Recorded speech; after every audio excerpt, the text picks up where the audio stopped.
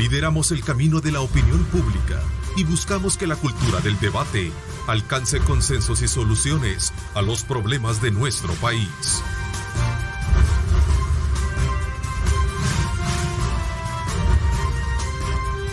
Diálogo con Ernesto López.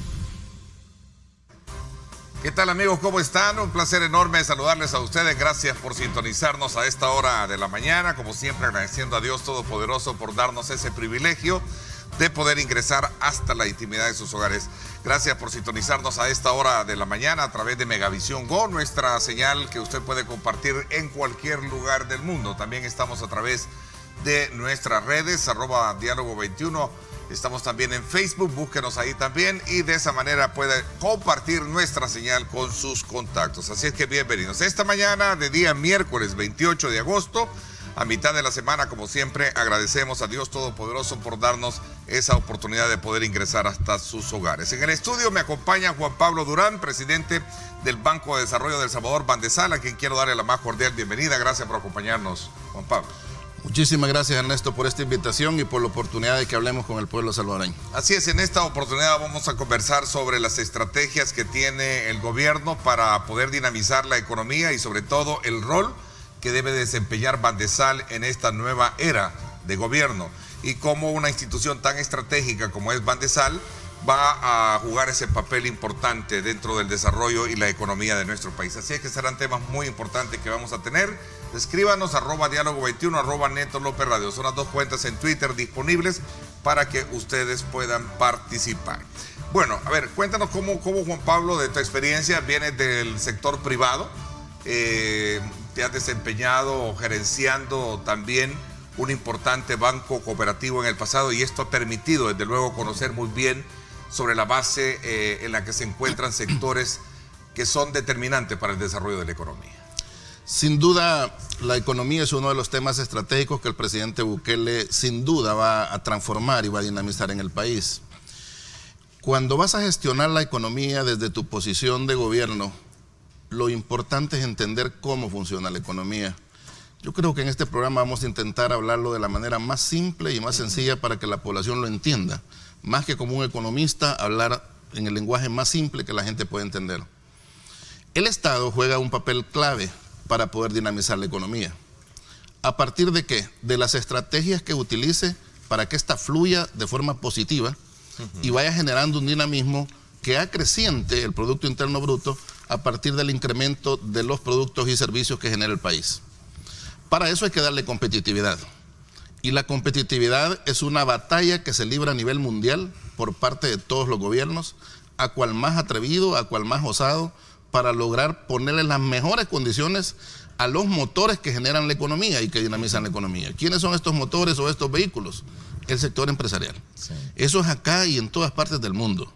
Yo creo que el mercado, le vamos a llamar mercado a la oferta y demanda, cómo se mueve este extraño movimiento económico, le vamos a llamar, es el mejor distribuidor de la riqueza. Eso ha quedado demostrado en todas partes del mundo. El mercado opera de manera positiva, es el mejor distribuidor de la riqueza, siempre y cuando no se contamine, no se distorsione por posiciones dominantes de una empresa dentro del mismo rubro o dentro del mismo sector. El gobierno entonces está llamado a ser el gran árbitro, que deja jugar un partido lindo a los empresarios, que jueguen limpio, pero sin distorsiones, sin posiciones dominantes, sin manipulación de precios, de manera que la gente se vea favorecida a partir de la mayor cantidad de oferta que le llega al mercado. Eso es lo que baja los precios. Entre más ofertas, mejores precios recibe la población. Esto es importante entenderlo. Entonces, ¿qué significa? Que los actores económicos, los que participamos en ese gabinete económico, y esa es de las bellezas del gobierno del presidente Bukele, que todos lo estamos trabajando en equipo. Hay un gabinete económico en el que este servidor participa, liderado obviamente por la jefe de gabinete junto con la ministra de Economía. Son las lideresas que están al frente de esta área y que nos estamos preparando, porque entendemos claramente, Ernesto, que una vez el control territorial esté dando resultados y el tema de la seguridad pública, que obviamente ya ha mejorado muchísimo y va a seguir mejorando, El segundo paso tiene que ver con los temas sociales y económicos. De hecho, anoche el día de ayer el presidente dio la sorpresa de que vienen cambios importantes en el tema de salud. En el tema del Plan Nacional de Salud. Pronto va a ser. Reconociendo que territorial pues está dando sus resultados. Sin duda. Muy positivos. Sin duda. Pronto viene el tema económico. ¿Qué es lo que le ha pasado a la economía de El Salvador? Para hacerte un pincelazo rápido. Mira, su crecimiento ha sido demasiado pequeño frente a las oportunidades que hemos tenido en las últimas 10, 15 años. Nuestro PIB no ha crecido más entre el 2 y el 2.5, promediado ahí 2.2, 2.3. Sí, eso frente a la región, que hemos tenido crecimientos del 4, del 6, del 5 en otros países. Si nos vamos a comparar con nuestros vecinos, significa que El Salvador, teniendo una economía dolarizada, teniendo una posición estratégica, teniendo sectores empresariales muy agresivos, algo ha faltado o algo ha fallado, por lo que no se ha generado una verdadera dinamización de la economía. Para lograrlo, los actores económicos, o sea, los que participamos involucrados gestionando economía, debemos de tener claro cuál es nuestro rol. Te pongo un ejemplo. En el actual gobierno se está atacando mucho el tema burocrático. Ningún empresario en este momento se puede quejar que está buscando a nuestros funcionarios y no los va a encontrar. Todos estamos con una actitud de respaldar, de apoyar, de resolver todo lo que la ley nos permita. Está claro que hay cosas que no las vamos a poder hacer porque la ley no nos permite. Pero lo que está encontrando el empresariado, y saben los que me están escuchando que esto es cierto, que cuando nos buscan estamos listos para recibirlos. Y que tratamos de buscar la solución lo antes posible. Y eso no solo lo hace Juan Pablo Durán en Bandesal, lo está haciendo todo el gabinete de gobierno. Como una manera de decirle al empresariado, mire, somos aliados. Nosotros somos parte estratégica al reducir la burocracia. Porque la burocracia se puede generar de dos formas, Ernesto. Una de ellas por falta de capacidad en la gestión pública u otra por corrupción. Porque atrasar los trámites para después pedir una prebenda o un soborno, eso es lo peor que le puede pasar a la economía. Cuando el empresario se da cuenta que su inversión se atrasó un año y perdió grandes cantidades de dinero por un trámite que se pudo haber solucionado en 8 o 15 días. Y que a veces a lo mejor lleva ese pero que a propósito se atrasa para luego buscar la prebenda. Eso no va a pasar en este gobierno y yo estoy convencido que los lineamientos del presidente han sido muy claros y todo su gabinete lo hemos entendido y lo respaldamos y apoyamos. ¿No? Estamos en ese esfuerzo y yo creo que estamos muy comprometidos con ese lineamiento que nos ha dado el presidente. Interesante. Eso es lo primero. Lo segundo, quitar aquellos elementos que no nos dan competitividad. Uno tiene que entender que estamos en un mundo globalizado y cada país busca cuáles son sus potencialidades para mejorar la economía. En El Salvador, esto ya es desde el Ministerio de Economía, desde la Secretaría de Comercio Exterior que preside don Miguel Catán, desde la jefatura de gabinete, se está trabajando en la parte de identificar aquellos elementos que nos dan desventaja competitiva frente al resto de los países. Esa es otra enorme ayuda que le podemos dar al sector empresarial. En la medida que vayamos quitando aquellas desventajas, sean de carácter arancelario, sean de carácter normativo, sean de carácter aduanal, etcétera, etcétera, eso permite que el país se vuelva más atractivo a las inversiones. Eso permite que el mismo sector empresarial salvadoreño se anime a ser más agresivo en las inversiones y empezar a generar el círculo virtuoso de la economía. Significa entonces que ese es como un segundo aspecto que el gobierno está gestionando y que está identificando. Hemos encontrado de todo y cuando nos reunimos en gabinete y empezamos a escuchar lo que cada quien plantea de lo que ha encontrado, de verdad no sé ni cómo se mantuvo de pie el país con la economía con tanta ineficiencia y con tantas fallas que uno dice de verdad y por qué no lo hicieron. Que alguien lo explique porque de verdad uno no entiende ni siquiera por qué no lo hicieron. ¿Hay material para pensar de que sí se puede hacer un despegue mejor de lo que no se ha hecho? Esa es la buena noticia, Ernesto, hablando en positivo. Las oportunidades están por todos lados y los que hemos llegado al gabinete entendemos con claridad que lo que tenemos es una preciosa oportunidad de demostrar que se pueden hacer diferentes las cosas y se pueden hacer mejor. El tercer elemento vital es la atracción de inversiones. La atracción de inversiones pasa por tener un equipo especializado y ahí yo no dudo que la Secretaría de Comercio Exterior y Proesa van a jugar un papel clave, tangible. No le vas a estar pidiendo al empresario que venga al país y cuando viene le vas a dar el peor maltrato de su vida. Tenés que crearle las condiciones. El dinero no tiene frontera, va donde mejor lo tratan, donde mejores condiciones hay para la inversión. Hay que tener reglas claras, el gobierno debe de ser fuerte cuando tiene que ser fuerte, debe de tener el muslo para asegurar que todo va a funcionar de acuerdo a las leyes del país, pero debe de tener claridad, lo que llamamos seguridad jurídica. Si alguien invierte sobre la base de la confianza, de la seguridad jurídica, vienen inversionistas. Nuestro país es pequeño y es fácil de dinamizar. Nuestro PIB es pequeño, se mueve entre los 25, 26 mil millones, o sea, es una cosa pequeña. Con una buena gestión se puede mover y se puede impactar positivamente el PIB si logramos atraer inversiones y además simultáneamente logramos fortalecer a nuestro empresariado, que es la segunda parte donde ya te voy a hablar cuál es el rol que Bandesal debe de jugar para convertirse en un ente estratégico en lo que va a ser la dinamización de la economía. A ver, detengámonos un poquito para comprender mejor el fenómeno de la economía actual. Tú decías de que hay que, en primer lugar, hay que ordenar lo que está o lo que se ha encontrado de forma desordenada, ¿cierto? Sí. Uno de ellos es el tema el tema de la seguridad, que obviamente ha sido tratado con mucha fuerza en los últimos primeros 100 días del presidente, que ya estaban próximos a cumplirlo. Y obviamente esto refleja, como lo decía él anoche, pues creo que hay un resultado ahí positivo. Hoy entramos ya con el área social y me da la impresión que por lo que tú nos adelantas viene lo económico. Ayer lo lanzó el Plan Nacional de Salud, que debe de ser riguroso, igual como ha sido con el tema de seguridad. En el tema económico todavía habría que comprender esa parte del crecimiento que no hemos tenido en los últimos años. Perfecto. ¿Verdad? No hemos crecido, y tú lo decías bien, no hemos pasado del 2.3, 2.4%. Sí. ¿Cuáles han sido esos factores así de manera concreta, sobre todo cuando se trata de ver y evaluar un poco los tratados de libre comercio, por ejemplo, que nosotros hemos tenido? Te lo puedo reducir en 3, 4 puntos estratégicos. El primero de ellos es la tremenda burocracia. Le vamos a llamar burocracia a los obstáculos que le pones al sector empresarial a la hora que hace una inversión. Hoy no van a ver... Es que el problema no es que le digas que no a un empresario. A un empresario lo matas cuando lo tienes un año esperando un permiso. Si le dices en los primeros 15 días que su permiso no procede, no pasa nada. Sí. El empresario, no se arriesga, no el empresario puede buscar otra opción. Sí, claro.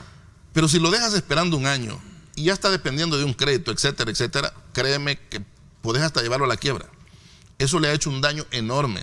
Se han encontrado centenares de proyectos viables en el país, que a veces por un capricho, a veces por una mala percepción, a veces por absoluta incapacidad, a veces quizás por perversidad y corrupción. O por mala intención, que tú hablabas del tema de la corrupción. No se avalaron. Sí, que es cosa del pasado. No se avalaron. Que se va a hacer no se avalaron. De verdad, yo cuando escucho a los compañeros de gabinete, me siento muy a gusto de saber que todos estamos en esa sintonía.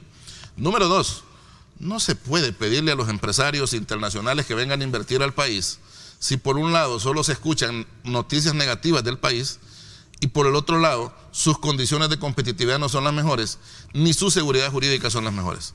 Y todo eso estaba latente en el país antes del 1 de junio. O sea, era una realidad. Nadie confiaba que al venir a invertir acá tenías segura tu inversión. Y encima de eso solo se hablaba y se escuchaba los temas de seguridad pública. Las advertencias de la embajada diciendo que ni siquiera vinieran como turistas, mucho menos a invertir. Así no se puede. Tienes que cambiar esa percepción. No es accidente que sea el propio presidente Bukele el que se haya puesto al frente de la seguridad pública, porque él entiende que esa es la primera piedra que hay que quitar en el camino. Todo lo demás va a venir en cascada, pero esa es la primera estrategia fundamental que él ha tomado y es absolutamente correcta. Una vez la percepción cambia, fíjate bien, los ambientes políticos y económicos se mueven en función de percepciones, no de realidades. La realidad del país ha sido mucho mejor que lo que se percibe afuera. No sé si te ha pasado que cuando viene un amigo del extranjero dice, pero si El Salvador está mucho mejor de lo que me habían dicho.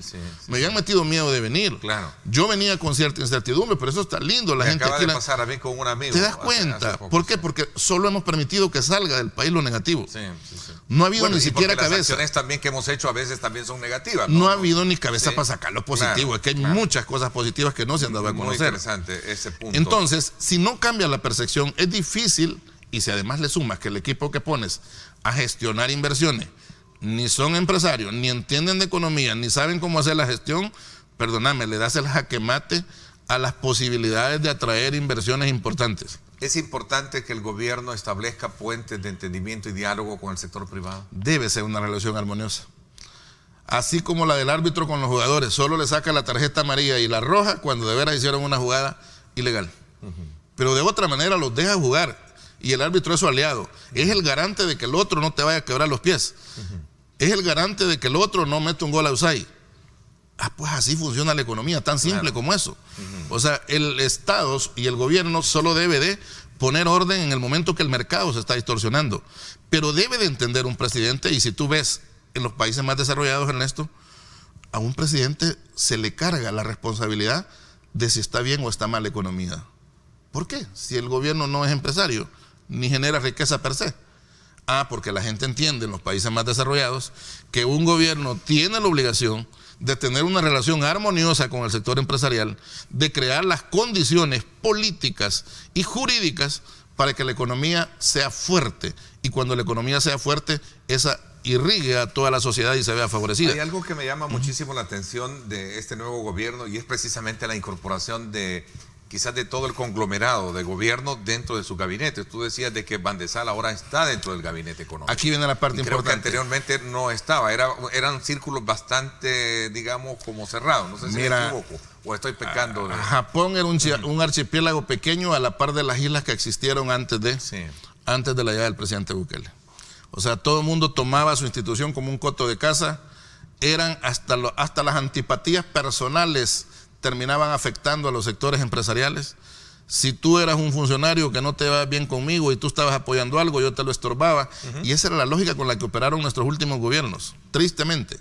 Así no se puede. Aquí se necesita orden, se necesita trabajo en equipo, se necesita entender cuál es el propósito estratégico del gobierno. Y el propósito estratégico del gobierno es ser un aliado fundamental y estratégico del sector empresarial. No vas a mover la economía de otra manera. La única manera es trabajando de la mano con el sector empresarial. Mira lo que hizo Lula, un tornero de sexto, noveno grado en Brasil. Hizo una gran alianza con el sector empresarial. Y logró, para bien o para mal, lo que se le quiera acusar a Lula ahorita, yo no sé de eso. Lo que te puedo decir es que las cifras de Brasil durante la gestión de gobierno de Lula fueron muy buenas, gracias a que logró romper los miedos y establecer un entendimiento que le permitió dinamizar la economía brasileña en sus 8 años de gobierno. ¿Qué significa entonces? Que estamos frente a una gran oportunidad de animar. Mira, si los grupos empresariales de los más importantes de Centroamérica están en El Salvador, y los empresarios se han ido a invertir afuera, y sus inversiones mayoritarias hoy están en la región. Y uno se pregunta, bueno, cuestionalos por falta de patria, por falta de amor a su país, lo que quieras, pero no les puedes negar que tampoco las condiciones en el país han sido las mejores, que la relación ha sido tensa entre los empresarios y los gobiernos anteriores, que no ha habido confianza para la inversión, y no hay animal más, me decía el director ejecutivo de la ASI, mira, no hay animal más rápido en una carrera que un dólar asustado. Y es correcto. De hecho, te vi patrocinando Bandesal el reciente evento importante de energía, que ese es un eslabón muy importante dentro de la estructura económica del país.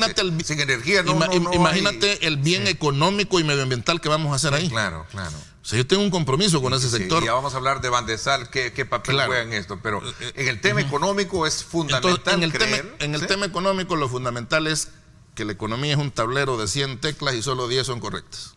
Por eso todo el mundo se equivoca. Porque puchan las equivocadas. Y entonces creen a veces que con hacer esto o hacer lo otro la van a dinamizar y terminan afectando su funcionamiento. Hay que tener una claridad bastante simple. Tú hablabas del tema de trámites y esto me recuerda mucho, en la administración anterior, en la Asamblea Legislativa se presentó una ley, que es la Ley de Simplificación de Trámites. No sé si qué tan vigente está esto o cómo está esta situación para poder de alguna manera desentrampar estos procesos que están... Mira, desde el Ministerio de Economía está haciendo su trabajo y yo no voy a hablar los temas propios de la ministra porque sé que también tiene su presentación y su parte, pero lo que entiendo y lo que estoy informado, bueno, Gabinete Económico hay el día viernes, nos estamos actualizando permanentemente de todo el quehacer de la gestión porque ya entendemos que nos viene el momento a nosotros. O sea, ya viene el momento en que el presidente va a esperar resultados de lo que estamos en el área económica. Ya anunció, ya dijo, voy con la seguridad, voy con la salud y después voy con economía. Claro, interesante. Claro, por supuesto. Y nos estamos preparando porque sabemos que este es un presidente de resultados. Yo a manera de broma he dicho, un presidente con poca paciencia para bendición de Dios y para bendición del país, porque le gustan resultados rápidos. Y eso es muy bueno. O sea, porque si no, no nos ponemos la camisa de fuerza de empezar a dar resultados. De hecho, 24/7 los tiene trabajando. Definitivamente, y es algo que de verdad, los que amamos el país y hemos vuelto o estamos por primera vez en un cargo público y lo hacemos con la intención de verdad de apoyar, nos ponemos en versión servidor público. Versión servidor público es diferente cuando uno está en empresa. Uno tiene que hacer ese cambio de chip. ¿Por qué? Porque acá es más un tema de ¿qué puedo darle yo al país? Cuando estás en empresa, ¿qué puedo yo acumular y puedo producir? Pero también estoy beneficiando a mi familia y mi propio crecimiento económico. Son dos áreas totalmente claras que hay que entenderlas desde el momento que tomas un cargo público. ¿Qué sectores del país tú crees que son prioritarios o deben de ser prioritarios en este nuevo escenario en el que se abre el gobierno? La experiencia nos ha enseñado que todos los sectores son importantes. Sin embargo, hay unos que necesitan más acompañamiento que otros. Te voy a poner un ejemplo. No es lo mismo un comerciante que lo único que necesite reglas claras en la parte aduanal, en la parte de importación, en la parte arancelaria, y se acabó. Importa o exporta, y se acabó. Compra, vende y se acabó. No es lo mismo con un industrial, ¿va?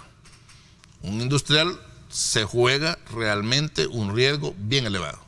Desde el momento que comienza su inversión, hasta el momento que produce el producto, hasta el momento que lo comercializa y lo venda para recuperar su inversión. Es un proceso mucho más complejo. Ese es un área que el país en un momento fue líder en la región. Es el orgullo de El Salvador en el tema industrial. Sin embargo, con la guerra se nos vino en picada y nunca más nos volvimos a levantar. Ahí están los sectores industriales batallando y luchando, pero no han tenido el acompañamiento necesario. El acompañamiento de un gobierno puede ser de forma integral, no solo en la parte normativa, no solo en la parte de reglas claras y seguridad jurídica, sino también en la asignación de recursos, en la asignación de recursos financieros, que es donde el tema especializado de Bandesal, donde vamos a hablar de cómo se ha hecho la gestión y cuál es el cambio fundamental que estamos haciendo en el banco para asegurarle a los sectores que van a recibir mejores beneficios de un banco de desarrollo como lo es Bandesal. Ahora, ¿significa que el mercado salvadoreño es competitivo en la medida que tenga reglas claras para despegar? Sí, tenemos un país precioso porque su tamaño pequeñito lo vuelve versátil. Ok, estoy de acuerdo. O sea, lo vuelve versátil en todos los sentidos, fíjate. Esto nos da unas ventajas competitivas enormes. A veces hemos creído que por ser pequeños es una desventaja. Y francamente esto no opera así. Su mismo tamaño es un gran beneficio porque hasta para su desarrollo, su infraestructura, su tecnificación, su ciencia y tecnología se puede hacer de una manera mucho más rápida que en un territorio mucho más grande. Solo es tema de llevar todos estos temas gestionados de forma simultánea. Ahora, Bandesal, entrando ya un poco en detalle, Bandesal, el gran reto es precisamente ser un brazo económico de desarrollo para aquellos sectores que quieren apostarle a la inversión, ¿cierto? Revisemos nuevamente. Cuéntame cómo recibes tú, cuando llegas, ¿qué ves en Bandesal? ¿Cómo lo ves? Llego a Bandesal y la primera sorpresa que es un banco poco conocido por la población.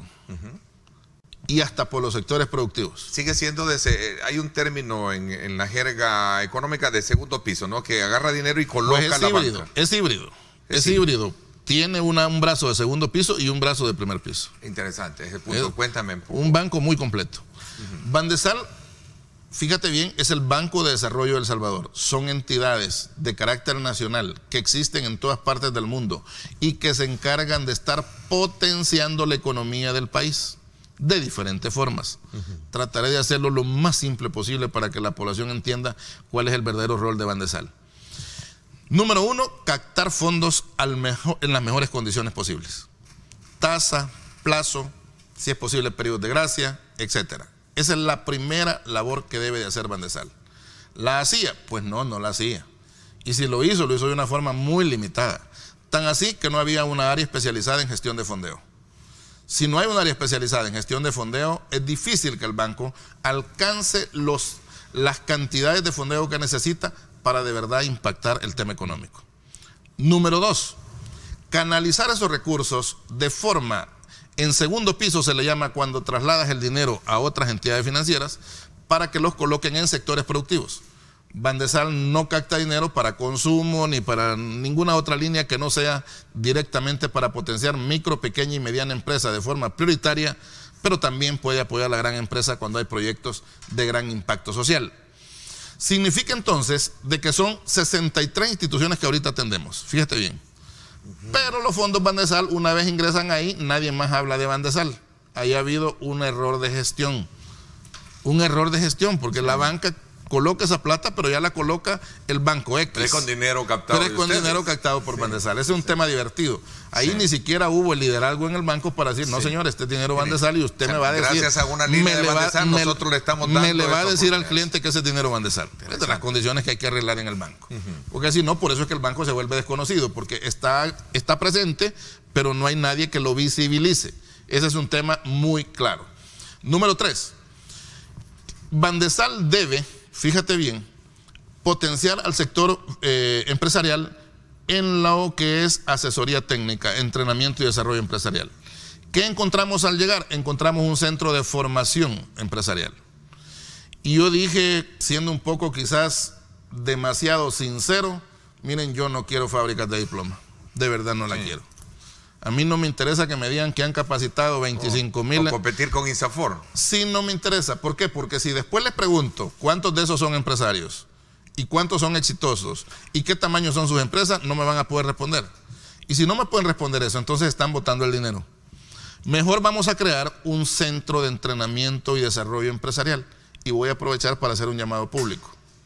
Miren, los países desarrollados no se han desarrollado porque de la nada. Han habido gente noble que los ha hecho grandes. No sé si has oído hablar de los sabios y expertos de Holanda. Son personas que se jubilan a los 55, 60 años y después se quedan al servicio de trasladar sus conocimientos a las nuevas generaciones. ¿Quién ha dicho que acá no podemos hacer una gran alianza con el sector empresarial para que empresarios de gran éxito sean los que lleguen a trasladar su vivencia y sus experiencias a los emprendedores, a los pequeños y a los medianos, para que ellos tomen la experticia empresarial, para que les permitan pasantías en sus empresas y entonces pases de un ambiente puramente teórico a un ambiente realmente práctico, donde cuando tú pases por un curso de entrenamiento y desarrollo empresarial, salgas con las habilidades necesarias para realmente desempeñarte como un verdadero empresario. Porque ya viste la teoría que te está trasladando el que vivió esa experiencia y ya viste la práctica, cómo se debe manejar una empresa, los riesgos que hay que gestionar, las habilidades empresariales que hay que desarrollar. Esto no se ha hecho, para nada. Y al contrario, hay esfuerzos dispersos en el gobierno, que es un tema que tenemos que conversar con el presidente Bukele, para concentrar un solo vivero, donde podamos concentrar cuál es el brazo con el que vamos a estar acompañando desde Economía, CONAMIPE, Bandesal, etcétera. Todos tenemos que ver en esta gestión de entrenamiento y desarrollo empresarial. Muy cómodo trabajando en esas áreas o proyectando un trabajo, digamos, como correctivo en esas áreas, ¿no? Sí, porque lo que pasa es que uno entiende lo siguiente, mira, aprender haciendo es el mejor método. Y te hago esta referencia porque tú vienes del sector privado, donde tú sabes que el sector privado es diferente a un trabajo. El aprendizaje, en un banco cooperativo. Allá son metas. Allá no le puedes aceptar a un gerente que te diga, mire, voy a decrecer este año, ¿va? Sí, o sea, son metas. Voy a tener menos cartera este año. Perdona si me decís eso. Igual política llevas a Bandesal. Entonces, en esa dinámica vamos, en esa lógica vamos. La idea es que Bandesal se transforme en un aliado estratégico. Mira, ¿cómo explicas que, por ejemplo, un Bandesal no tiene ni siquiera un centro de atención en San Miguel, en Santana, en Chalatenango ni en Sonsonate? Solo está aquí centrado. ¿Cómo lo explicas? Que un Banco de Desarrollo de El Salvador solo tenga una agencia en la Roosevelt. O sea, yo como empresario de la Unión tengo que venir a buscarlos acá. Perdona, o sea, no hay. Perdona, no hay. Sí. O sea, cuando uno empieza a revisar eso, ¿cómo no iba a estar escondido el banco? ¿Cómo no iba a ser desconocido? Si realmente ha sido, a pesar de que ha tenido un equipo técnico muy bueno en el tema de comunicaciones, pero no basta. O sea, se necesita que el banco se acerque a los diferentes sectores, a los diferentes territorios, donde debe de estar dándole cercanía y atención a los sectores productivos. Me dices que Bandesal tiene su enfoque de trabajo más con las MIPES, pero con también las con el sector privado. Con las MIPYMES. Vamos a entender micro, pequeña y mediana, ¿verdad? Pequeña y mediana son los que van despegando. Vamos a ver, la micro la llamamos todavía esa economía de consumo que está tratando de evolucionar para ser pequeña. Cuando ya una empresa es pequeña es porque se ha formalizado y porque comienza su despegue de crecimiento y desarrollo. Cuando ya es mediana, está manejando ya un ambiente puramente empresarial, ya está lista para exportar, ya tiene experticia, ya ha crecido y está en esa etapa de mediana a pequeña.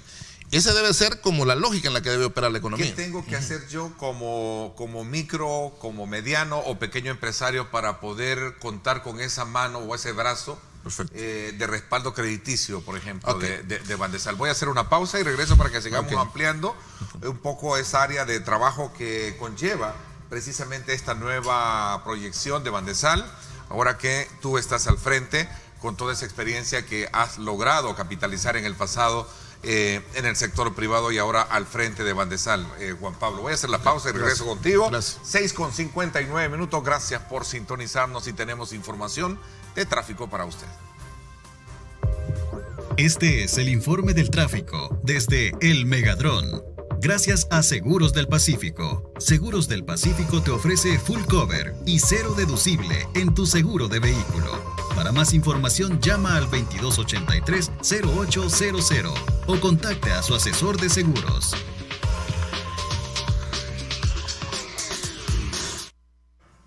Vámonos entonces hasta el sector de la Avenida Bernal, ¿sí? Avenida Bernal y San Antonio Abad. Ahí está el tráfico que detiene vehículos que vienen desde el sector del redondel de la Constitución hacia la Avenida Bernal, es decir, hacia el oriente, ¿no? Así es que tome en consideración usted esta imagen que pone en perspectiva de que sí hay un poco de tráfico en este sector. No así, veámoslo también allá al fondo, ¿no? Donde podemos examinar de que tenemos bastante despejado el paso por esta zona. Así es que es este el informe que tenemos, cielos nublados sobre nuestra capital, para que también usted tome en consideración las condiciones del clima para este día. Este es el informe del tráfico desde El Megadrón. Gracias a Seguros del Pacífico. Seguros del Pacífico te ofrece full cover y cero deducible en tu seguro de vehículo. Para más información llama al 2283-0800 o contacte a su asesor de seguros.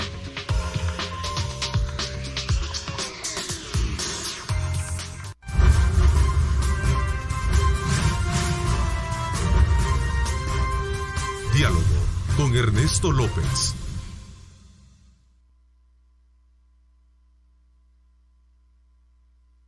Estás viendo Diálogo con Ernesto López.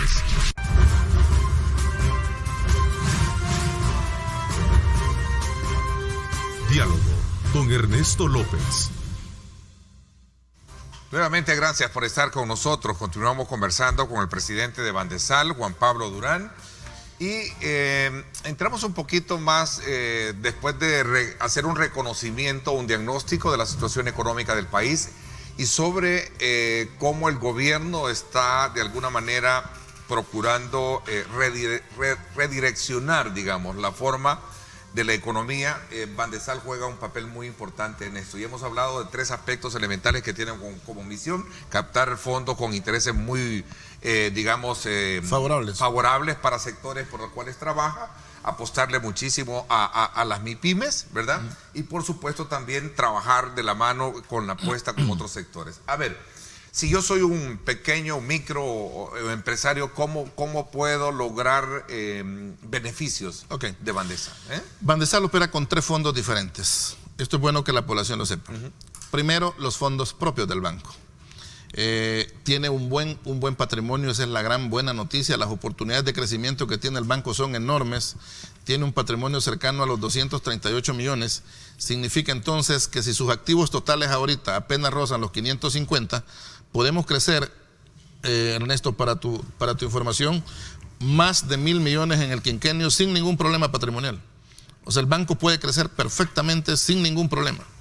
Eso nos da una gran buena noticia, porque vamos a poder gestionar tranquilamente todos los recursos que necesitemos para estar respaldando y apoyando los sectores productivos. Ahí podemos canalizarlo a través del resto de la banca o lo podemos hacer de forma directa. Solo que para hacerlo de forma directa, en las condiciones actuales, hemos encontrado unas extrañas amarraduras en la ley. La ley, así como está ahorita, está complicadísima.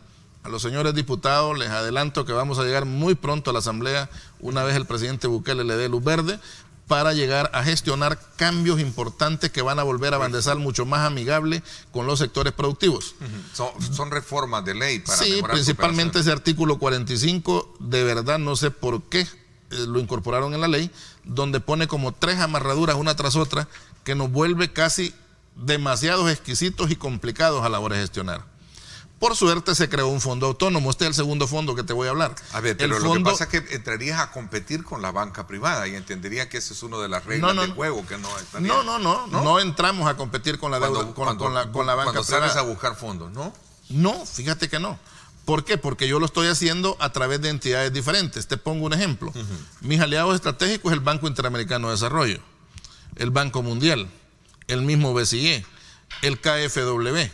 Estos no fondean a bancos privados. ¿No? Lo hacen a un hermano. Sí, porque el BID es un banco de desarrollo interamericano. Banca cooperativa, ¿no? Así. Es banca de desarrollo. El BID es banco de desarrollo a nivel de interamericano. No comercial. No comercial. Entonces, él respalda a su hermano menor que se llama Bandesal, Banco de Desarrollo de El Salvador. Entiendo ahora esa. Eso me permite captar fondos a mejor tasa, solo que le tengo que dar garantía soberana. Cuando yo lleve un préstamo a la Asamblea, no va a ser deuda país, va a ser deuda Bandesal. Pero necesitamos la firma solidaria del Estado para que me dé la tasa que yo necesito para favorecer al sector empresarial. El Estado se puede dormir tranquilo, que el banco hace una muy buena gestión, en eso sí hay que decir, el banco lo encontré como muy sano, como muy solvente. Eso es bueno también para la gestión de recursos, porque si estuviera complicado con temas de mora o algo de esto, sería complicado. Lo segundo, el Fondo de Desarrollo Económico es el segundo fondo con el que manejamos. Este sí es de primer piso. Ahí tenemos alrededor de 55, 60 millones. Ya hemos colocado 49. Ese es directo, micro, pequeña y mediana. Esa es la que gestionamos en la única agencia que tenemos hasta este momento. Por cierto, he anunciado y ratifico la decisión de ir inmediatamente a San Miguel y Santa Ana en el primer trimestre del próximo año.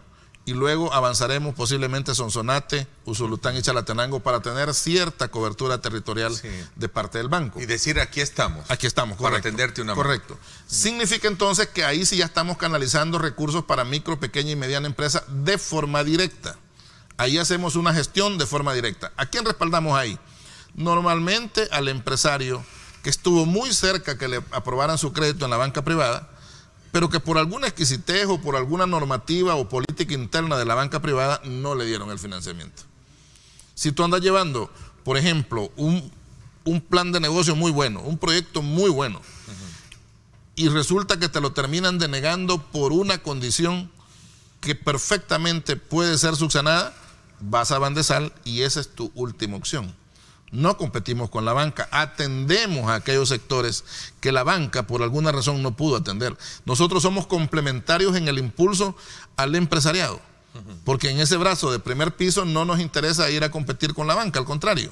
Lo que nos interesa es que la banca use nuestros recursos para llevarle buena tasa en buenas condiciones al sector empresarial. Entonces, ante tu pregunta, ¿qué hay que hacer? Bueno, miren, nuestra agencia Roosevelt, que es la que está de frente a todo el sector empresarial, es donde tienen que acercarse.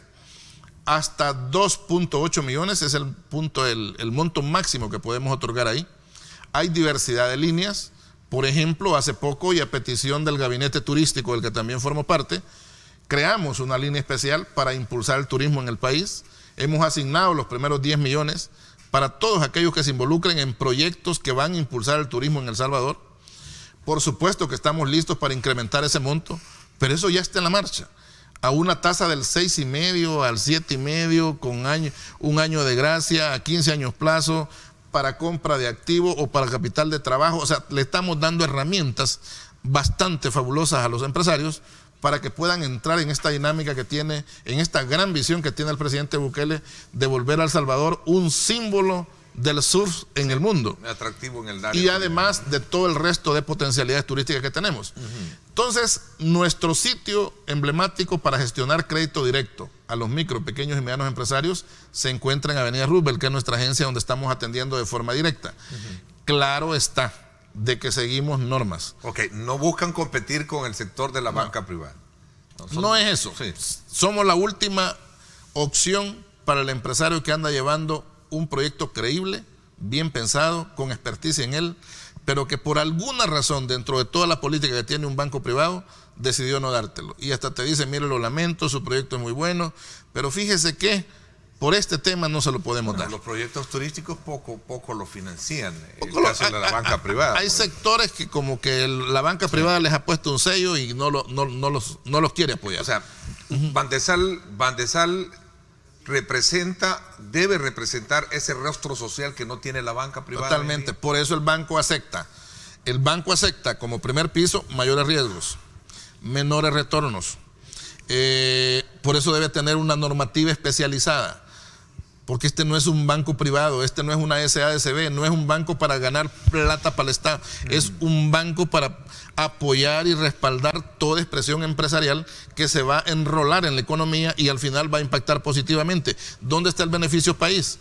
En la medida que tienes buena capacidad de gestión y logras respaldar empresarios que no creía nadie en ellos, pero tú les tendiste la mano, y créeme que yo viví mucha experiencia de esa en el anterior banco donde estaba.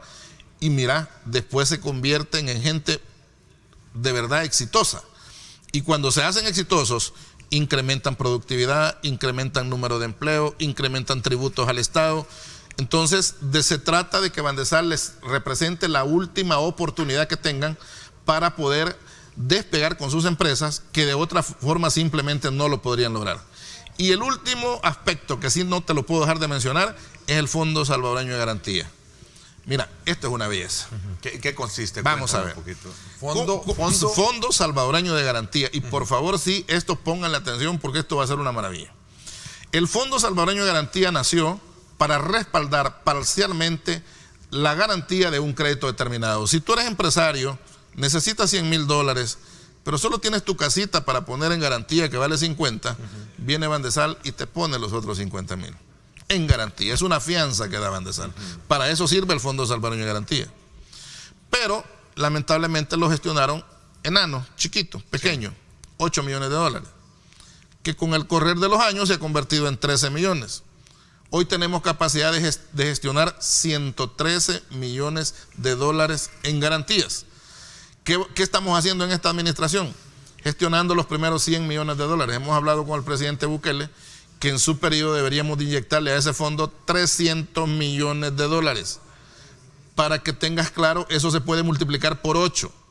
Se puede gestionar 8 veces más. Significa de que el anuncio presidencial en el momento que tengamos esa plata es que con los primeros 100 millones vamos a tener 800 millones en garantías que vamos a canalizar a través de todos los intermediarios financieros. Con esto vamos a ir al encuentro de la pequeña y mediana empresa.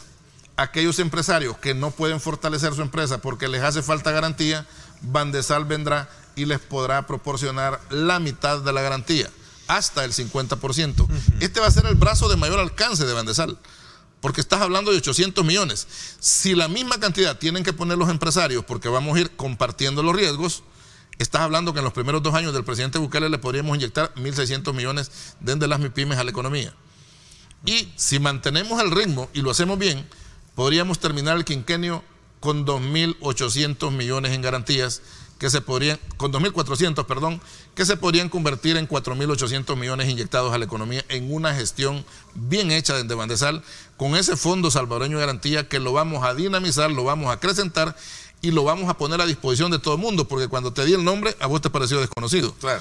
A pesar de ser un fondo autónomo que tiene más de 7 años de existir, que debe de estar como primera línea respaldando al sector empresarial, pero que hoy en día ha sido casi desconocido. La corona se la lleva quien te lo da a ti a lo mejor, y a lo mejor viene bajo canalizado. Y si lo tenés escondidito para que no me lo vengan a pedir y todo eso, pues entonces mira, para porque me ilustra a nuestros televidentes precisamente sobre lo que está ahí precisamente en Bandesal, dispuesto para todos aquellos sectores de los cuales hemos hablado. ¿Cuál es la diferencia entre Bandesal y las operaciones que realizan otros 2 bancos estatales, como es el hipotecario y el de Fomento Agropecuario? Que por cierto vamos a conversar en la segunda parte con Marco Antonio Aldana, que es el presidente del Banco de Fomento Agropecuario. Okay. Como su nombre lo dice, el Banco de Fomento Agropecuario es especializado en el área agropecuaria. Es un banco que se nació y que permanece en el tiempo como el aliado estratégico del sector agropecuario. Es un banco que tiene preferencia sectorial. Exacto. Está claro. Esa es su área de acción. Hipotecario, ¿es? Hipotecario se ha concentrado en una variedad, porque hipotecario es más una mezcla, nace como SADCB, a pesar que el Estado tiene la gran mayoría de acciones. Pero ahí coloca créditos también Bandesal. Sí, líneas, para crear líneas. Los bancos estatales son prioridad para nosotros. O sea, les asignamos recursos. ¿Es el término, no? Eso es fondear, correcto. Asignar recursos para que ellos puedan canalizar. Por supuesto que son usuarios de Bandesal.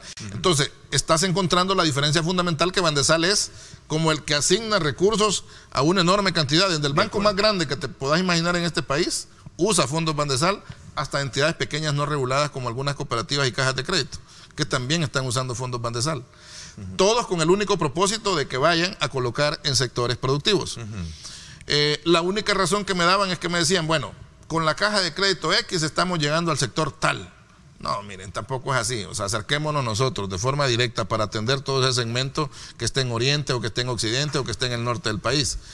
Pero Bandesal tiene la característica de ser de forma más integral. Por eso su nombre, Banco de Desarrollo de El Salvador.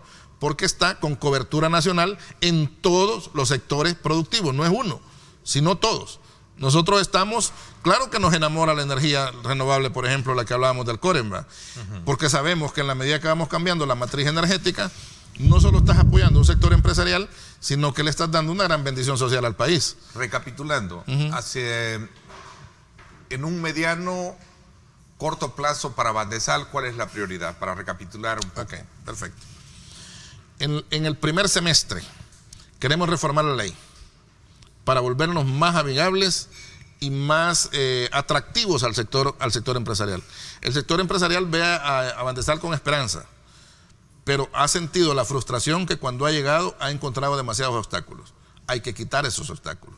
Vamos a ir a la Asamblea Legislativa, ya el presidente tiene conocimiento y le vamos a ir a explicar cuáles son los obstáculos que hay que quitar. Un modelo de cambio diferente, como el Banco Multisectorial de Inversiones, como nació, así nació Bandesal, ¿no?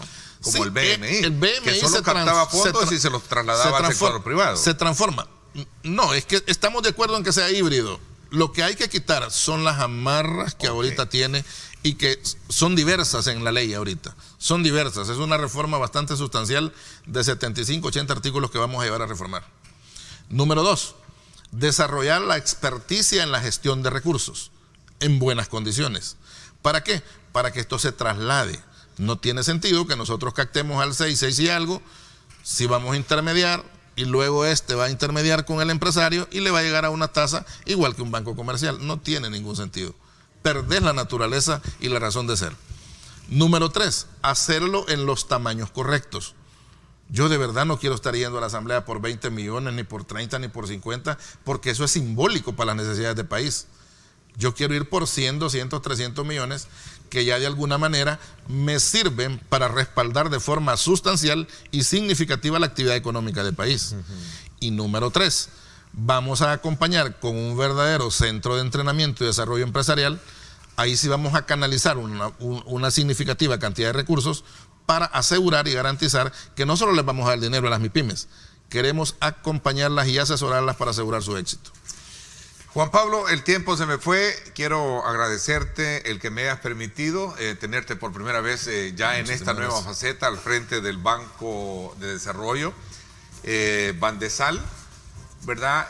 Teniendo como referencia que tu trabajo pues siempre lo hemos tenido muy dispuesto para participar en eventos de esta naturaleza, en programas de esta naturaleza, donde examinamos el comportamiento económico y por supuesto financiero, ¿verdad? Así es que te agradezco muchísimo.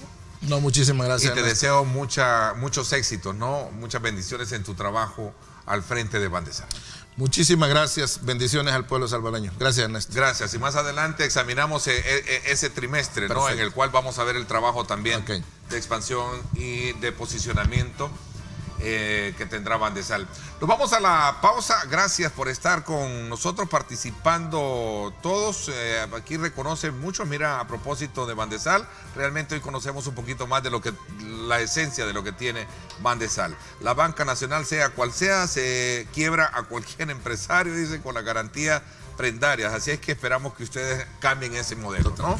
Qué bueno. Totalmente. Nos vamos a la pausa, regresamos conociendo también el rol y la nueva visión que tiene el Banco de Fomento Agropecuario con su presidente también. Vamos a la pausa.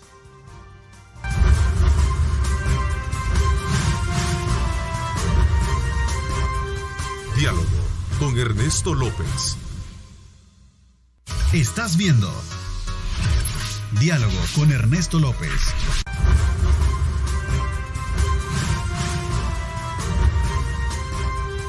Diálogo con Ernesto López. Bueno, gracias nuevamente por estar con nosotros a esta hora de la mañana. Son las 7:23.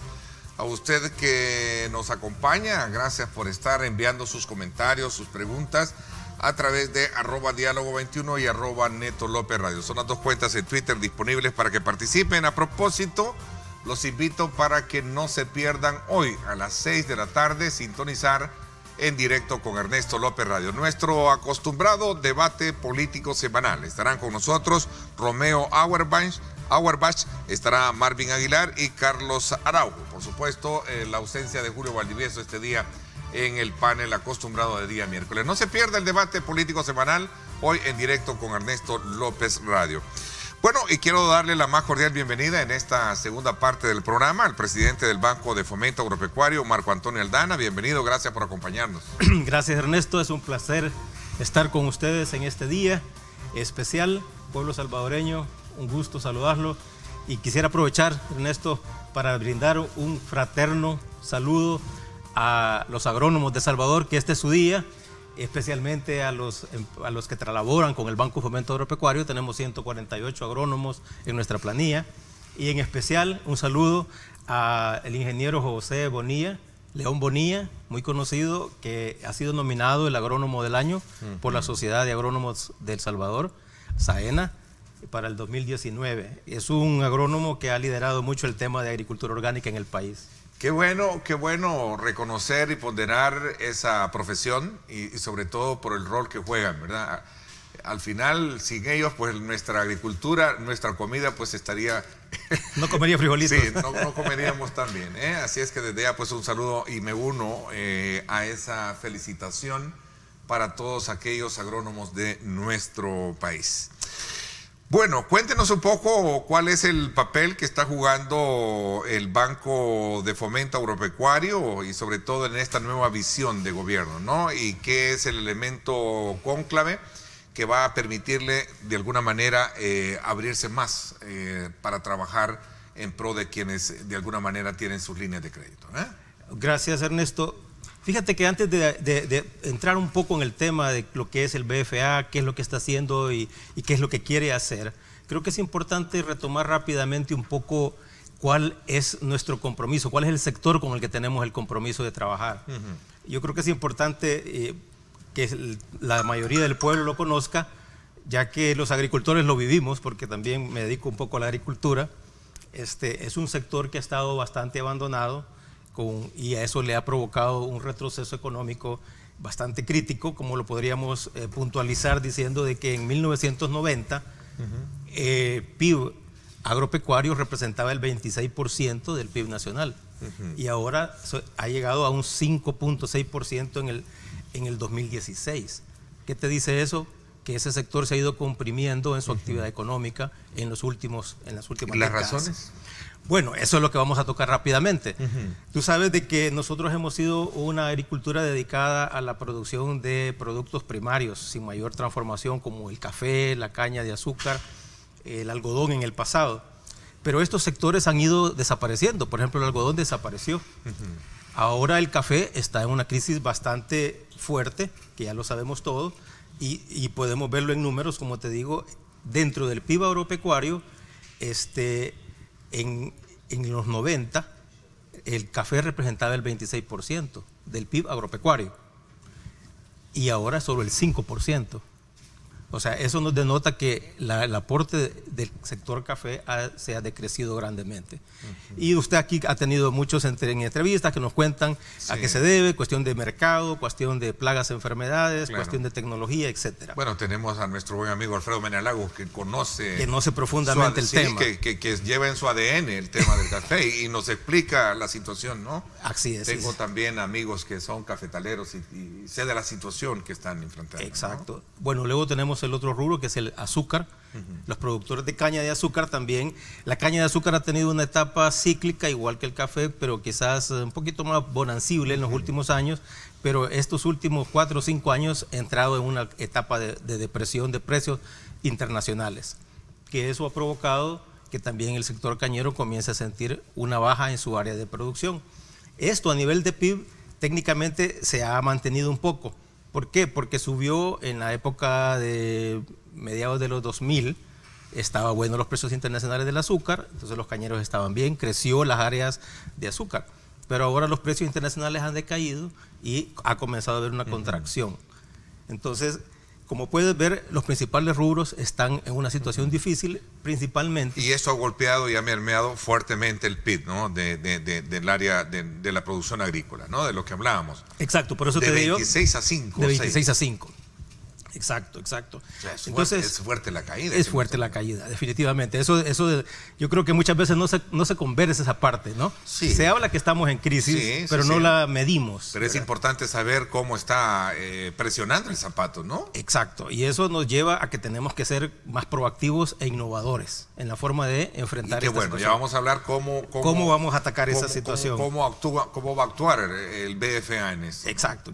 Y luego tenemos los otros rubros de granos básicos que normalmente se mantienen, ¿verdad? Ganadería se ha mantenido, no quiere decir que estén bien, pero se ha mantenido un crecimiento estable. El sector de aves, sector de cerdos, que son los rubros más fuertes. Luego tenemos otros productos agropecuarios que manejan las estadísticas del BCR, esos también se han mantenido estables.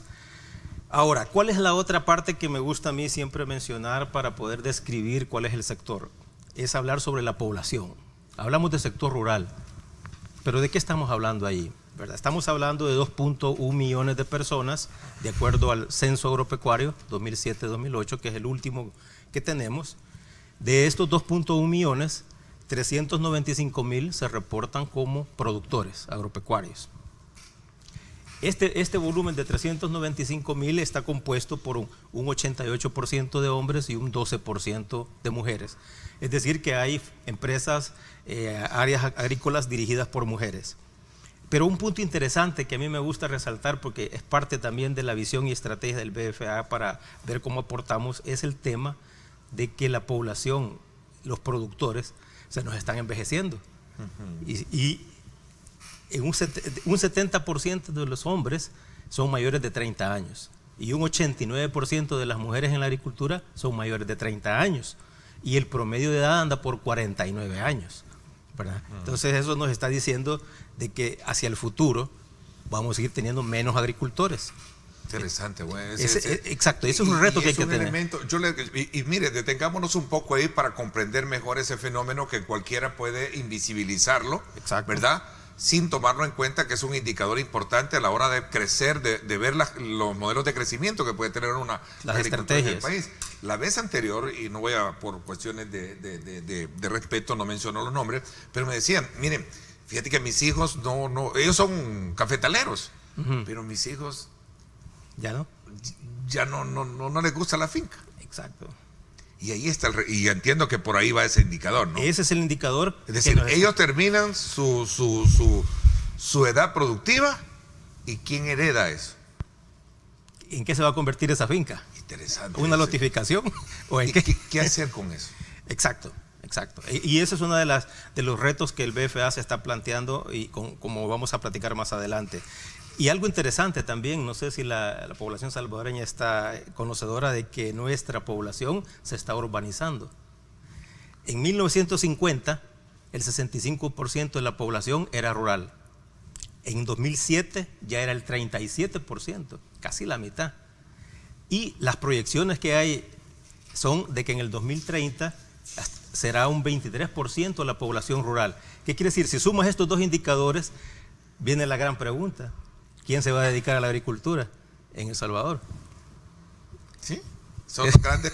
Ahí regresamos de nuevo a aquel punto de que ahora incluso hasta para los, lo hablaba con un cafetalero, con un empresario cafetalero, y me decía, mira, yo tengo que, ya en la región, creo que tiene su finca acá en el sector de,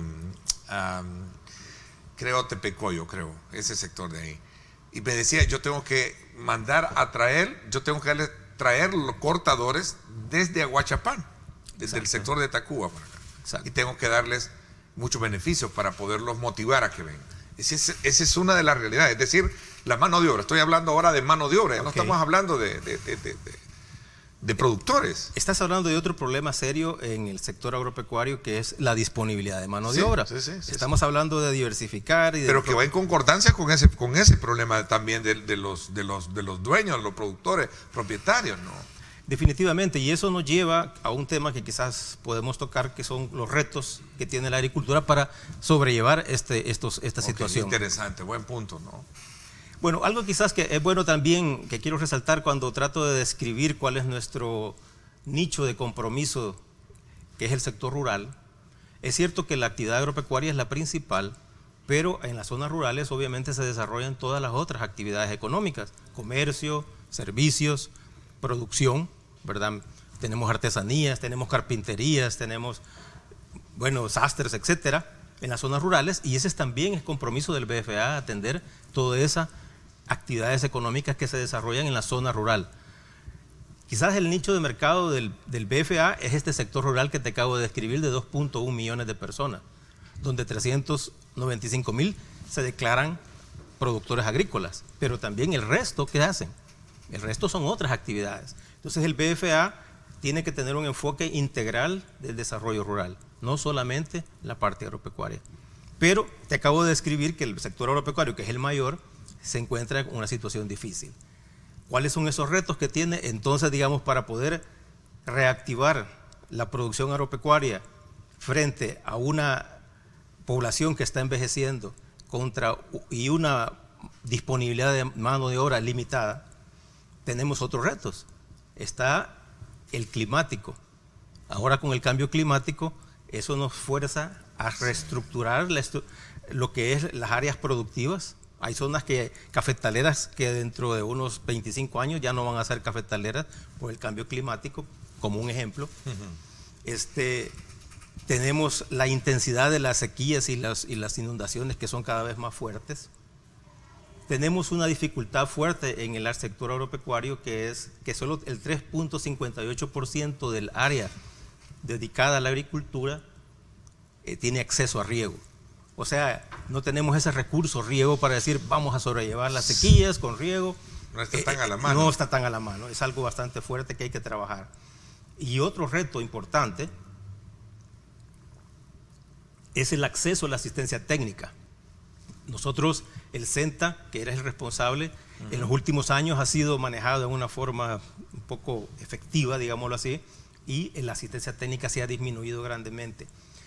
Y otro tema es que no hemos mecanizado, automatizado el manejo agrícola en nuestro país.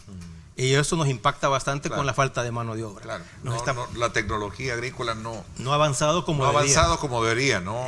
Tenemos poca, ¿no? Y es precisamente por todo ese diagnóstico que me parece que es muy interesante, como usted bien nos lo describe, que son los factores que han permeado, que han golpeado fuertemente el crecimiento agrícola en el país. Exacto. Sin olvidar que obviamente todo ese quiebre que se le hizo a la economía a partir del cambio de toda la estructura económica del país, ¿verdad? Obviamente era lo que íbamos a tener, pues. Exacto. Cuando se abandonó la agricultura en el país. Exacto. Con todo aquel sistema de ajuste estructural inventado. Es que lo que pasa es que se han atendido los otros sectores, ¿verdad? Industria, comercio, finanzas, claro, y se ha abandonado el sector agropecuario. Volvernos a una economía dependiente, consumible, etcétera. Exacto. El otro reto que tenemos fuerte en el sector agropecuario es la falta de desarrollo de las cadenas de valor de los diferentes rubros. Ok, hablemos de eso cuando regresemos. Voy a hacer una pausa y regresamos porque quisiera ya ir adentrándonos después de ese diagnóstico. Okay. ¿Cómo está a los salvadoreños, cómo está parado el Banco de Fomento para enfrentar esos aspectos que se vuelven desafiantes, ¿no? Perfecto. Como parte de su diagnóstico de trabajo, presidente del BFA, Marco Antonio Eldana, con nosotros acá en el estudio. Son las 7:37, nos vamos a la pausa y regresamos.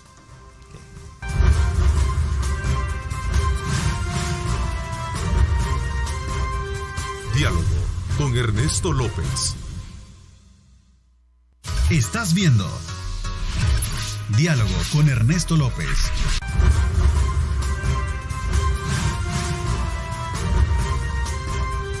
Diálogo con Ernesto López.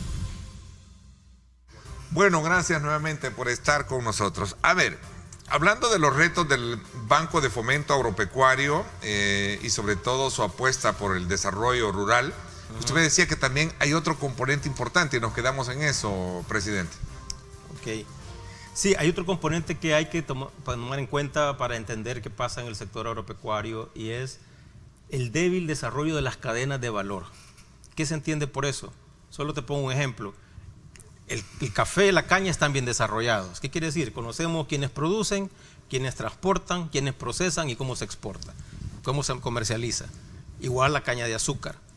Pero en el tema ya de granos básicos, de frutas, de otros rubros, no hay una cadena. Hay lo que le llamamos está el mercado informal de los intermediarios. El productor no tiene un mercado específico donde ir a entregar su producción. Y los más delicados son los perecederos. Por ejemplo, las frutas, yo puedo producir mango, guayaba, pero ¿a dónde la llevo? ¿A quién me la compra a un precio razonable?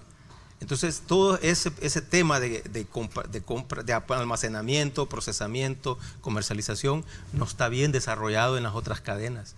Y eso hace que difícilmente se puedan impulsar con facilidad. Entonces, ese tema es bien importante conocerlo porque cualquier estrategia a nivel nacional debe considerar ese tema cuando diga voy a fomentar la fruta, voy a fomentar las flores. Tenemos que tener claro cuál va a ser el fortalecimiento de la cadena. Ese, digamos, es el último punto que quería cerrar para describir un poco la situación, pero no todo es oscuro, ¿verdad? Hay oportunidades en el sector rural que son las que el BFA está... Y ahí está el Banco... Y ahí está el Banco Fomento ahora tratando de... Cuéntenos qué oportunidades tiene aquel agricultor, aquel hombre del campo que necesita de alguien que le tienda la mano en esa área. Okay. Las oportunidades que existen, volvamos a un punto, lo que me decías al principio. ¿Cómo está el BFA? ¿Cómo el BFA ha estado enfrentando esta problemática? El BFA nace en el 1973 precisamente porque, bueno, en ese tiempo todavía la agricultura estaba más atrasada, ¿verdad? Y el Banco de Fomento surge para dar ese dinamismo y lo logró.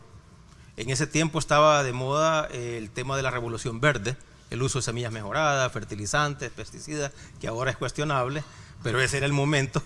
Entonces el BFA fue el dinamizador, el protagonista que daba crédito en insumos, ¿verdad? Y así fue como ahora toda la gente utiliza semilla mejorada y utiliza agroquímicos, ¿verdad? Entonces, el BFA ha tenido siempre un rol dinámico del sector, pero en los últimos 30 años eso ha quedado relegado en el BFA. Cuando yo llego, es una institución financiera que está dando créditos, está haciendo otros servicios financieros, pero ya no tiene un protagonismo en impulsar esas innovaciones. Entonces, ¿cuál es el planteamiento que tiene el BFA ahora? El BFA está proponiendo convertirse en un banco diferente.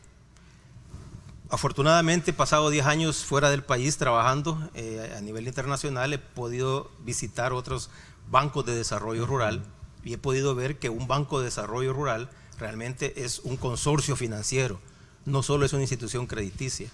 Tiene otros instrumentos, para mencionarte algunos. Por ejemplo, tienen un área que se llaman fondos de semilla y fondos de capital de riesgo. ¿Qué son estos? Estos son instrumentos financieros para empujar aquellas actividades que todavía no tienen el despegue económico necesario para recibir un crédito. Luego, cuando ya las actividades económicas, las empresas están en un nivel rentable, entonces entra el crédito. porque un crédito solo se le puede dar a alguien que ya tiene una rentabilidad, una capacidad de pago. Lo que he observado en otros países es que se utilizan mecanismos de primero y segundo piso para trabajar el sector rural. El Banco Fomento solo tiene de primer piso. ¿Por qué de segundo piso? Porque en el sector rural, tal vez no lo mencionamos, pero en el sector rural aquí en el país ya existen microfinancieras, cajas de crédito, cooperativas de ahorro y crédito locales, que a lo mejor a través de ellas se pueden canalizar recursos para dar financiamiento a un nicho de mercado especializado que ellos tienen. El BFA no puede hacer eso. Entonces, ese es un instrumento que se necesita desarrollar. Otro instrumento que tienen los bancos de desarrollo rural son los instrumentos de mitigación de riesgos, como son los fondos de garantía. Ahorita en el país existe uno que lo administra Bandesal, y ya estamos platicando con Juan Pablo, que estuvo anteriormente, cómo poder fortalecer al BFA transfiriendo ese fondo que debería ser manejado por... Bueno, de hecho hablábamos del fondeo que hace con estas instituciones. Exactamente. Entonces ese es otro instrumento. Y otro instrumento que tienen los bancos de desarrollo rural es los seguros agropecuarios. ¿Está capitalizado el Banco de Fomento? ¿Tiene capital para colocarlo a trabajar? Mira, ese es un buen punto que me lo hayas preguntado. Realmente en el país existe el concepto de que el banco es del Estado. Pero realmente el fondeo del banco no viene del Estado, viene de los depositantes, ¿verdad? Entonces el capital que el Banco Fomento está utilizando para prestar es de los depositantes. Te lo pongo el ejemplo. Tenemos una cartera de depósitos de alrededor de $300 millones y nuestra cartera de crédito de 265. O sea que el 100% está financiado con depósitos. Entonces necesitamos, el BFA necesita más apoyo del Estado para poder ser más fuerte y más grande.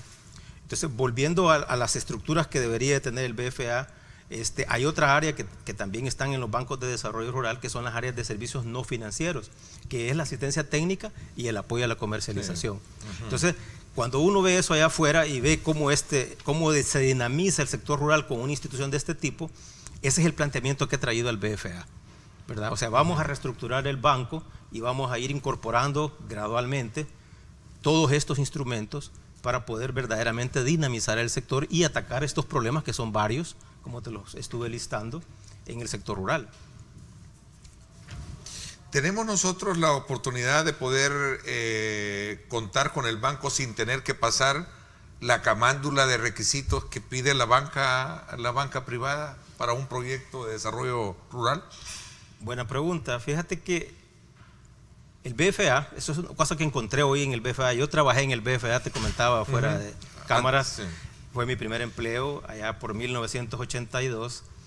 Y lo que yo encuentro ahora que regreso al banco es que el banco se quedó un poco atrasado en todos sus procesos crediticios. Necesita modernizarse, meter nuevas tecnologías, nuevos productos de crédito. La queja de nuestros clientes, que son muy fieles, y yo los quiero saludar desde acá a todos nuestros clientes, que muchos de ellos están con nosotros desde que el BFA era ABC, es poco de la historia del banco. Todavía tenemos muchos clientes de ellos, se quejan mucho de que todavía hacemos mucha tramitología, ¿verdad? Y justo ahora que he llegado estamos revisando eso y estamos reduciendo los tiempos de atención a nuestros clientes para reducir toda esa papelería que ya no sería tan necesaria manejar.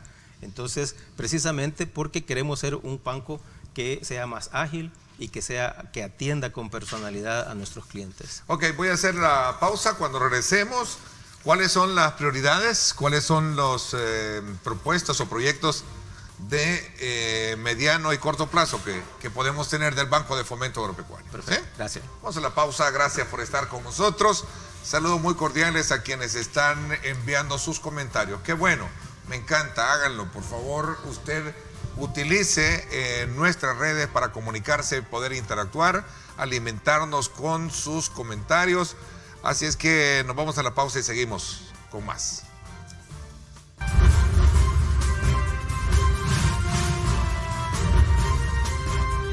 Diálogo con Ernesto López. El futuro es imaginar, es pensar en grande. Prepárate hoy. Estudia en la UFG y amplía tus oportunidades. UFG, tecnología, innovación y calidad. Bueno, gracias nuevamente por estar con nosotros. Continuamos conversando con el presidente del Banco de Fomento Agropecuario, el licenciado Marco Antonio Aldana. A ver, presidente, ¿cuál es digamos, la meta de mediano y corto plazo que se tiene para poder hablar de un nuevo escenario de trabajo del banco con respecto al gobierno actual? Perfecto. Bueno, para entender un poco hacia dónde vamos, tal vez es importante detenerme un rato y decir dónde estamos en cuanto a nuestra estructura y nuestras atenciones. Como mencionaba, el Banco de Fomento no solamente es un banco para dar financiamiento al sector agropecuario, sino para el sector rural, es decir, que también atendemos a la microempresa, que son los pequeños negocios que están en las áreas rurales. Tenemos también préstamos personales para las personas que quieran hacer mejoras en su vivienda, adquirir un vehículo para trabajo, etcétera.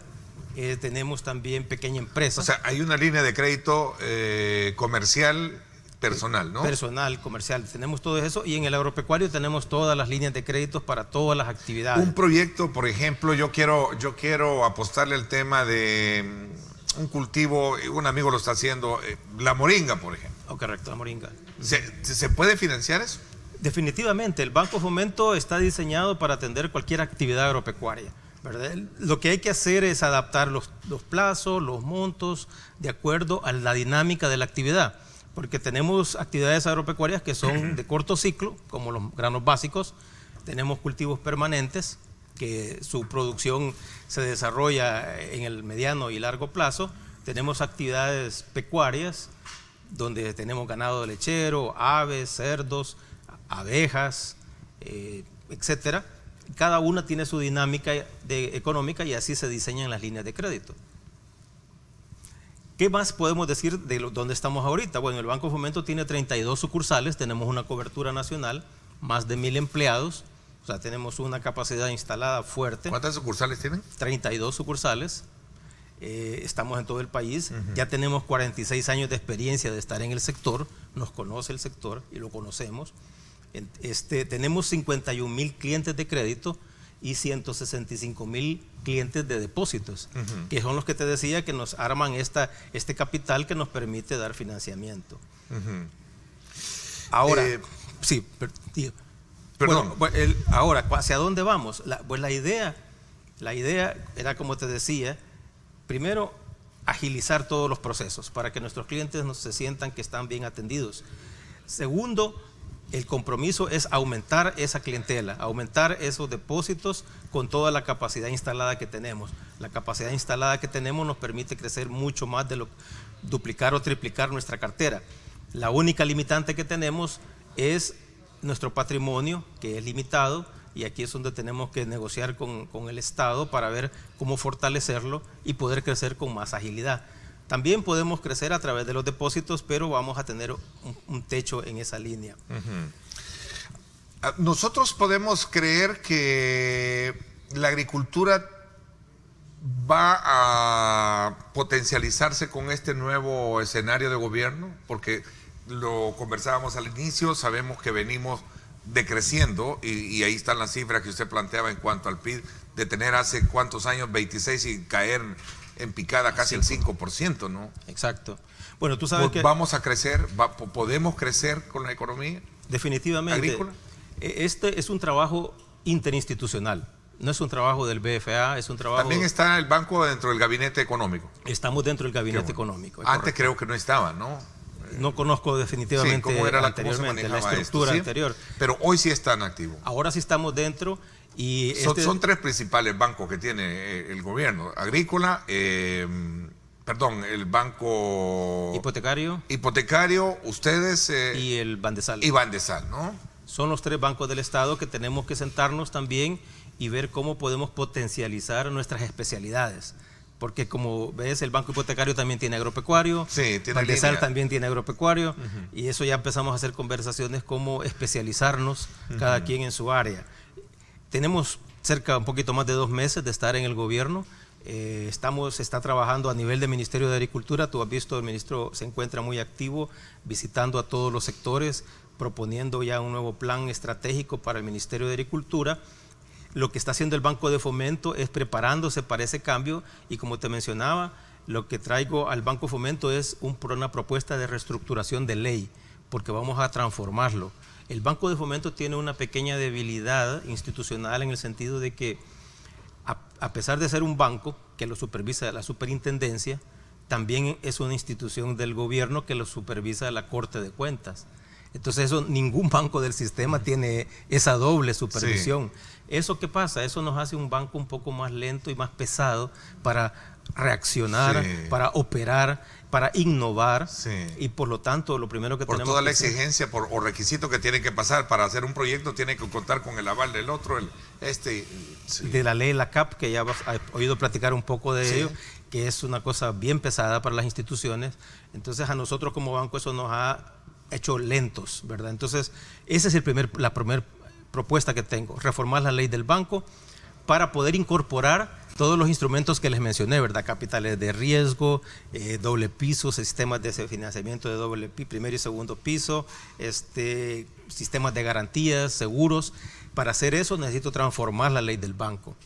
¿Cómo estamos haciendo esto? Bueno, estamos revisando, no lo estamos inventando, estamos revisando experiencias de América Latina para poder adecuar a nuestro contexto todas esas innovaciones que ya han sido implementadas en otros bancos de desarrollo rural en la región, y el Banco de Fomento está un poco atrás. ¿Qué papel o qué actuación tiene el Banco de Fomento con aquel agricultor? Esta es una pregunta clave con la que quiero cerrar el capítulo de intervención con usted. ¿Qué respaldo tiene aquel agricultor que haya trabajado, que trabaje con ustedes, pero que lamentablemente por las condiciones adversas, llámese clima, lo que sea, no le va bien con sus cosechas? Bueno, tenemos, para estos casos se tienen diferentes instrumentos, dependiendo la afectación que haya tenido en su proyecto. Se puede comenzar con lo más leve. ¿Qué pues lo más leve? Una prórroga. ¿Qué quiere decir? Que le damos más tiempo para que pague debido a que sus ingresos se han visto afectados en una forma leve. O si la cosa es más grave, entonces tenemos que entrar a una negociación de refinanciamiento, como para volver a hacer un crédito nuevo, cancelar el anterior, hacer una nueva forma de pago, de acuerdo a la capacidad de pago de este proyecto. Existen otros instrumentos colaterales que se manejan, como son los fondos de garantía, que una parte, porque este es un respaldo que tiene el cliente de que el banco recibe un pago de este fondo de garantía y disminuye la deuda, pero normalmente estos no son por el 100%, andan por un 70% de los saldos. Y están los seguros agropecuarios. Sí, a eso iba, sí, sí, que también el Banco de Fomento ahora está impulsando, es uno de los primeros que está impulsando en el país, el seguro paramétrico para los agricultores, y está en una etapa de desarrollo. Ha pasado del piloto ya a una etapa de extensión y está funcionando bastante bien. Justo a final de este año estamos revisando su funcionamiento para poder mejorarlo en el futuro y ir respaldando a nuestros agricultores en estos momentos difíciles. Bueno, el tiempo se me fue. Quiero agradecerle, licenciado Marco Antonio Aldana, presidente del Banco de Fomento Agropecuario, el que también nos haya venido a coronar este programa del día miércoles, en el que quisimos examinar la proyección económica y de respaldo que tienen aquellos sectores productivos del país, en el caso muy en particular de desarrollo rural, ¿verdad? En la primera parte de lo que fue el Bandesal, casi en el marco de los primeros 100 días de gobierno del presidente Nayib Bukele. Así es que quiero agradecerle que nos haya acompañado y desearle muchos éxitos en esta labor que tiene al frente del banco. Muchas gracias, Ernesto. Ha sido un gusto compartir esta mañana y darnos la oportunidad de compartir con el pueblo salvadoreño esta realidad del BFA, la realidad del sector y el compromiso que tiene el gobierno del presidente Bukele para atender a estos sectores más necesitados del país. Qué interesante, gracias por mi parte. Los espero hoy en radio, 6 de la tarde, el debate político semanal. No se lo pierda, 6 de la tarde en 107.7 Fuego, estación del Grupo Radial Megavisión. Ahí están. Vamos a tener como nuestro acostumbrado panel, a excepción de Julio. Hoy se incorpora Marvin Aguilar, que también va a dar sus aportes en torno a los temas que vamos a tener ahí en radio. Así es que gracias, pásenla bien y recuerden lo más importante, amar a Dios sobre todas las cosas. Lideramos el camino de la opinión pública y buscamos que la cultura del debate alcance consensos y soluciones a los problemas de nuestro país.